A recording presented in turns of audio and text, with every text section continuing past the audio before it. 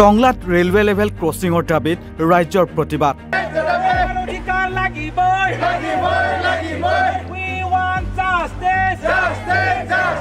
ওদালগুৰি জিলাৰ বৃহত্তৰ টংলা অঞ্চলৰ পুখুৰীপাৰ গাঁও আৰু টংলা কলেজ সংযোগী লোক নিৰ্মাণ বিভাগৰ গ্ৰাম্য পথটোত ৰেলৱে লেভেল ক্ৰছিং নিৰ্মাণৰ দাবীত আজি পুনৰ ৰাইজ প্ৰতিবাদ মুখৰ হৈ পৰে। এই পথটোৰে ৪-৫খন গাঁৱৰ কেইবা শতাধিক ৰাইজ তথা ছাত্ৰ ছাত্ৰী অহা যোৱাৰ একমাত্ৰ পথটোত থকা উত্তৰ পূব সীমান্ত ৰেলৱেৰ ৰঙিয়া ৰঙাপাৰা ৰেলপথৰ লেভেল ক্ৰছিঙৰ বাবে ৰাইজে যাতায়াত দুৰ্ভোগ ভুগিবলগীয়া হৈ আহিছে।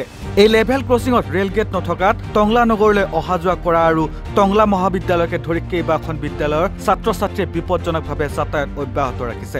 ৰেল ক্ৰছিঙত পকী খুঁটি পুতি ৰাজ্যৰ যাতায়াত বন্ধ কৰি দিয়াৰ বাবে ৪-৫খনকৈ গাঁৱৰ ৰাইজে এম্বুলেন্স আৰু অগ্নি নিৰ্বাপক বাহিনী যান বাহনৰ জৰুৰীকালীন সেৱাৰ পৰা বঞ্চিত হৈ আহিছে। আমাৰ এইটো এটা বহুদিনীয়া সমস্যা।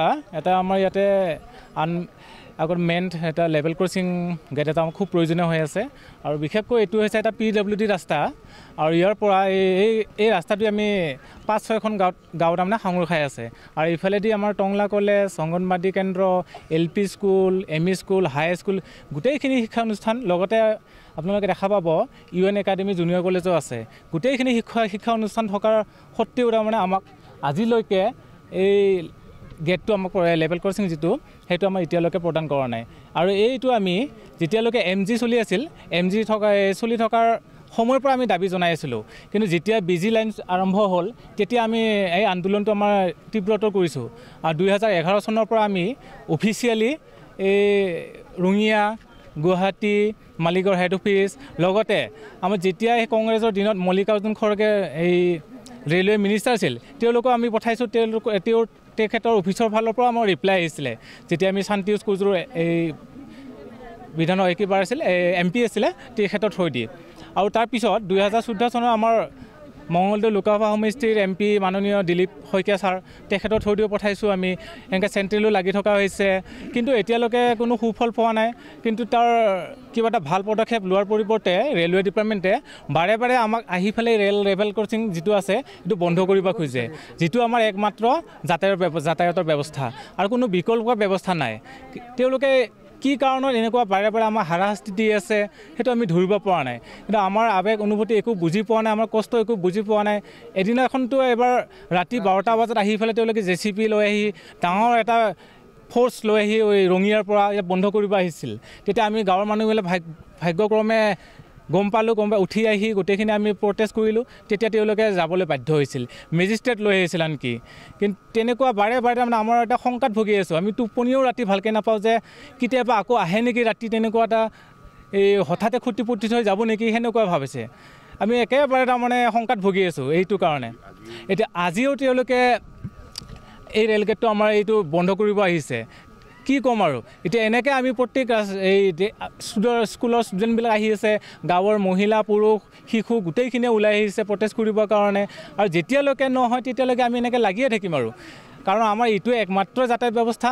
এইটো নহ'লে আমি কোনো বিকল্প ব্যৱস্থাই নাই, তাকে আমি লাগিয়ে থাকিম। দৰকাৰ হ'লে ইয়াতে যি কৰিব লাগে আমি কৰিম। চৰকাৰৰ প্ৰতি আমি এটা বিশেষ অনুৰোধ, বিশেষ আহ্বান যাতে আমাক এইটো এটা এটা লেভেল ক্ৰছিং প্ৰদান কৰে, এইটো আমাৰ ফালৰ পৰা বিনম্ৰ অনুৰোধ।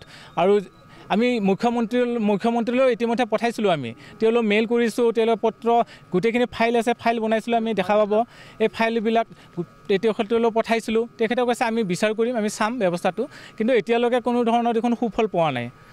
এতিয়া আপোনালোকে ছাত্ৰ ছাত্ৰীসকলৰ এতিয়া বিপদসংকুলভাৱে তাৰমানে ইয়াতে অহা যোৱা কৰি আছে।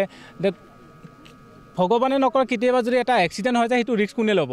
সেইটো সম্পূৰ্ণভাৱে ৰেলৱে কৰ্তৃপক্ষ সেইটো দায়ী হ'ব লাগিব, কাৰণ তেওঁলোকে ৰেল লাইনটো দিছে কিন্তু ইয়াতে যাতায়াত ব্যৱস্থাটো আমাক সুনিশ্চিত কৰি দিয়া নাই।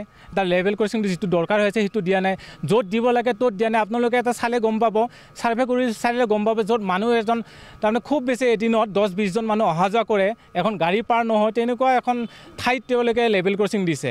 আৰু য'ত তাৰমানে ডেইলি তাৰমানে এই 5-6 হাজাৰ মানুহ আপডাউন কৰে তেনেকুৱা ঠাইত তেওঁলোকে দিয়া নাই। এনেকুৱা এটা বিজি ৰাস্তা এইটো, এটা ট্ৰেক্টৰ, ডাম্পাৰ, JCB, কাৰ, বাইক এনি টাইম ইয়াতে অহা যোৱা কৰি থাকে ৰাতি 12টা-11টালৈকে। আৰু এনেকুৱা জেগা এটা নিদিলে লেভেল ক্ৰছিং এইবিলাক ক'ত দিব? ভুক্তভোগী ৰাইজে এই ৰেলৱে ক্ৰছিঙত স্থায়ী ৰেলৱে গেট স্থাপনৰ বাবে দাবী জনাই বহু আবেদন নিবেদন কৰিছে যদিও বৰ্তমানলৈ ৰাজ্যৰ সমস্যা সমাধান নোহোৱাত ৰাজ্যৰ মাজত ক্ষোভৰ সৃষ্টি হৈছে। আমাৰ ফালে যদি কিবা এটা এক্সিডেণ্ট হয় ইয়াতে তেতিয়া সম্পূৰ্ণ ৰেলৱে কৰ্তৃপক্ষটো দায়ী হ'ব। এতিয়া আমাৰ ওপৰত কোনো ধৰণৰ একশ্যন ল'ব নোৱাৰে, সেইটো আমি সুকুৱাই দিছোঁ তেওঁলোকক। আৰু এতিয়াই শেষত আহ্বান জনাইছোঁ ৰেলৱে কৰ্তৃপক্ষক, লগতে আমাৰ মুখ্যমন্ত্ৰীক আমাক যাতে এই লেভেল ক্ৰছিঙৰ ব্যৱস্থাটো কৰি দিয়ে। আমাৰ এটা যিটো আমি শংকাত ভুগি আছোঁ, ভয়ত ভুগি আছোঁ, সেই আশা দীৰ্ঘদিনীয়া আশাটো আমাৰ পূৰণ কৰে। সেইটো আমাৰ ফালৰ পৰা, আমাৰ লেভেল ক্ৰছিং ডিমাণ্ড কমিটিৰ ফালৰ পৰা, আমাৰ এই ৬-৭খন গাঁৱৰ ফালৰ পৰা মই তেওঁলোকক আহ্বান জনাইছোঁ, অনুৰোধ জনাইছোঁ। ওদালগুৰিৰ পৰা চিন্ময় ডেকাৰ প্ৰতিবেদন, নৰ্থ ইষ্ট নাও।